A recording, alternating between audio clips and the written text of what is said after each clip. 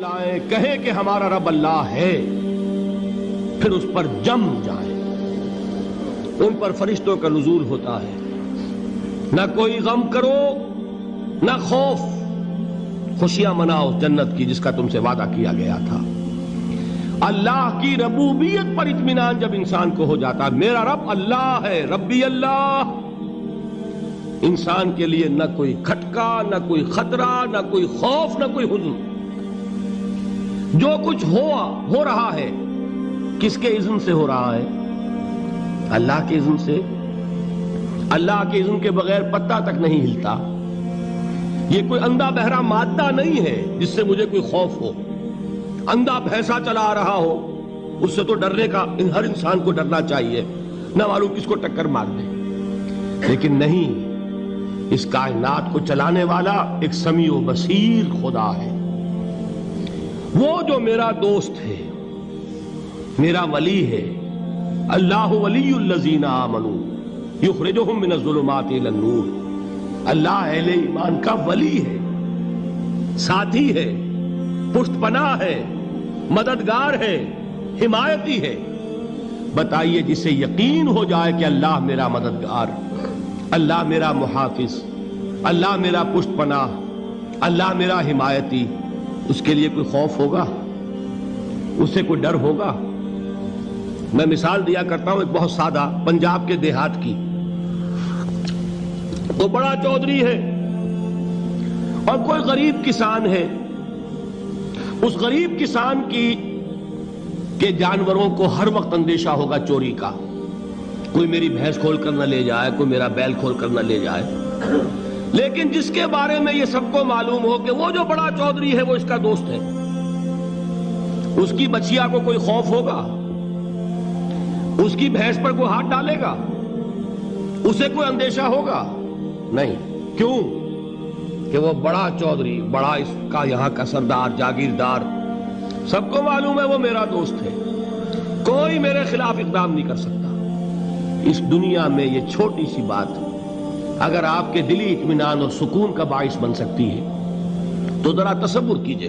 میں لفظ تصور استعمال کروں گا صرف اس لیے کہ اس کا ہم جس کو کہتے ہیں ادراک اور شعور کر نہیں سکتے, اگر کے ساتھ کر سکتے. اگر یقین ہو کہ اللہ میرا مددگار اور یقین ہو کہ اللہ ہر آن میرے ساتھ ہے, پھر کوئی خوف, کس کا خوف؟ کوئی شے اللہ سے بالا تر ہے؟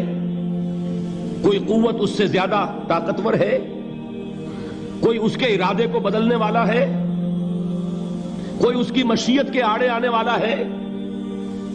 یہی بات ہے جو حضور نے فرمائی. یہ ایمان کا حاصل ہے لب لباب, کہ دیکھو اچھی طرح اس بات کو ذہن نشین کر لو.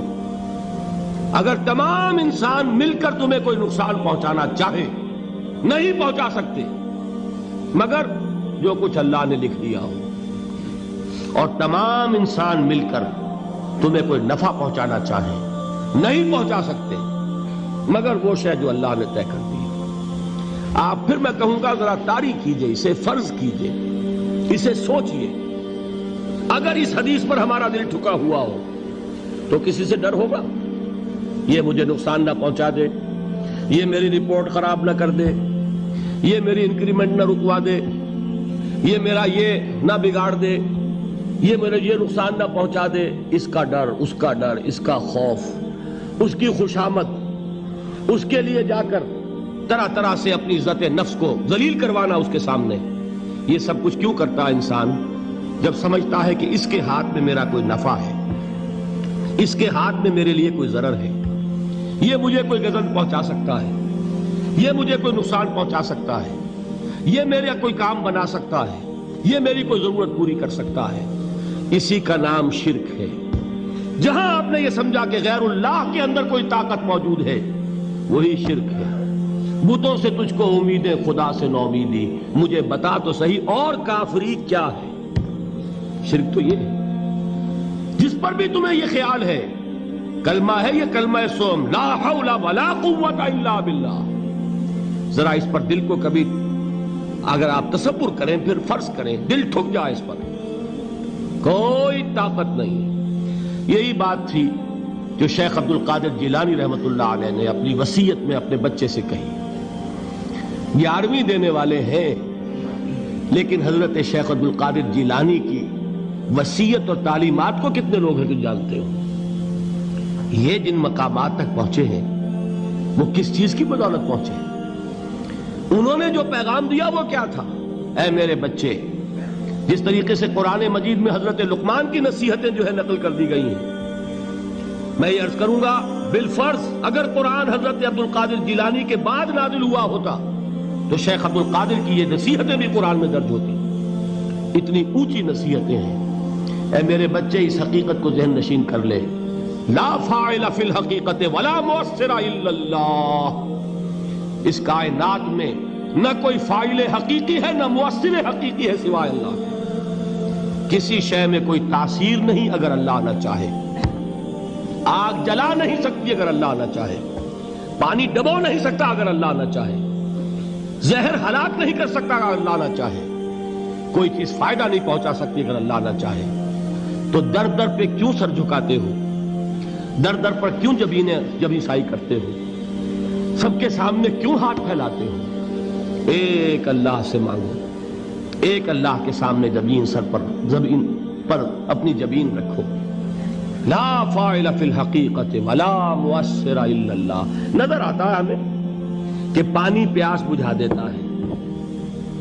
پیاس بجھانے کی صلاحیت پانی میں نہیں ہے، اللہ کے اذن سے. کھانا بھوک مٹا دیتا ہے. بھوک مٹانے کی صلاحیت کھانے میں نہیں ہے، اذن رب میں. دیکھیے یہی یقین تھا. حضرت موسیٰ علیہ السلام کا واقعہ یاد کیجئے. سامنے سمندر آ گیا ہے. قوم دیکھتی ہے پیچھے کہ گرد و غبار کا طوفان ہے. معلوم ہوا کہ فرعون اپنے لشکر سمیت آ گیا ہے. لشکر جب چلتا تھا تیز رفتاری کے ساتھ تو گرد و غبار کا جو طوفان اٹھتا تھا اس کا تصور کیجئے. اور لمحہ بلمحہ وہ قریب آ رہا ہے. پوری قوم نے کیا کہا؟ اے موسیٰ انا لمدرکون. اے موسیٰ ہم کو پکڑے گئے. قرآن مجید نے تو یہاں وہ باتیں نہیں لکھی ہے، لیکن تورات میں یہ درج ہے کہ بنی اسرائیل جھگڑنے لگے، دست و گریبان ہو گئے موسیٰ کے ساتھ. موسیٰ ہمیں یہاں مروایا لا کر، اس سے تو ہم ہی بہتر تھے. وہاں کھانے کو ملتا تھا، زندگی تو تھی. بیگار ہم کر رہے تھے، موت تو نہیں تھی. اب جو کچھ ہوگا اس کا تصور کرو، جس طریقے سے ہمارے ٹکڑے اڑائے جائیں گے. تو لڑ رہے ہیں حضرت موسیٰ علیہ السلام سے. یہ تورات کی تفصیل ہے. قرآن میں صرف اتنا آیا ہے، پریشان ہو کر انہوں نے کہا انا لمدرکون.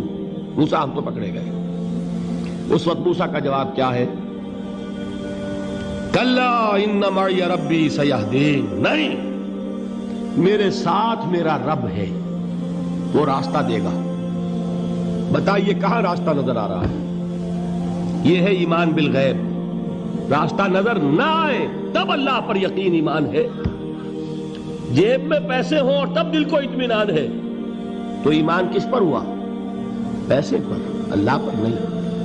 جب وسائل و ذرائع نہ ہوں اور پھر یقین ہو کہ اللہ مسبب الاسباب ہے، وہ اسباب کا پابند نہیں ہے، وہ اسباب کا محتاج نہیں ہے، اسباب اس کے محتاج ہیں. اگر یہ یقین ہے تو اللہ پر ایمان ہے. یہ نہیں ہے تو تمہارا ایمان اسباب پر ہے، وسائل پر ہے، ذرائع پر ہے، مادیات پر ہے، اللہ پر نہیں. اس وقت کہاں راستہ تھا؟ کوئی راستہ تھا؟ سمندر ہے اور ادھر سے لشکر آ گیا ہے. کلا ان معی ربی سیہدین. اب دیکھیے ایمان کہہ دینا آسان ہے، ہوا معکم اینما کنتم. جہاں کہیں بھی تم ہوتے ہو اللہ تمہارے ساتھ ہوتا ہے. لیکن اس کا یقین قائم ہو جائے تو زمین و آسمان کا فرق واقع ہو جائے.